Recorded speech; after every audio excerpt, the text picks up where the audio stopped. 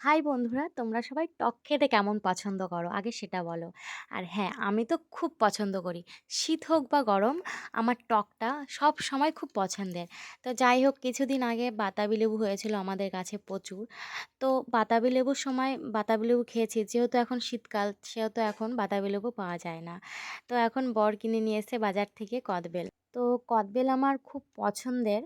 তো যাই হোক, এখন শীতকাল যেহেতু কদবেল ছাড়া আর কিছু তেমন পাওয়াও যায় না, টক আর কি। তো টক লেবু বলো, তেঁতুল বলো, কামরাঙা বলো, আমড়া বলো, লেবু মানে সবটাই আমার খুব পছন্দের। আমি মাখা খেতে খুব পছন্দ করি। তো যাই হোক, আজকে করে নিচ্ছিলাম কদবেল মাখা।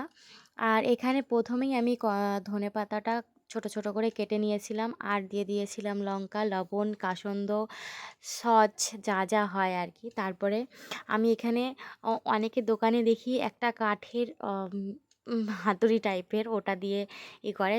সেহেতু বাড়িতে মাখাচ্ছিলাম, ওটা নেই, আমি বাটিতেই শিল দিয়েই মানে পুতো দিয়ে আর কি সেটা মেখে নিচ্ছিলাম।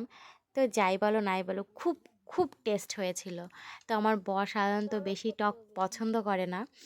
তো তবুও ওকে বললাম একটু খেয়ে দেখো কেমন হয়েছে। ও তো একদমই পছন্দ করে না, তবুও বললো যে খুব ভালো হয়েছে। তারপর রিয়াকশানটা তো দেখতেই পেলে।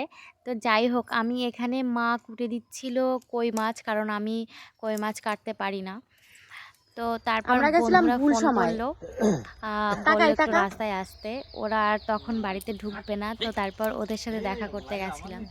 তো ইতিমধ্যেই এখানে সন্ধ্যা লেগে গেছিলো প্রায়।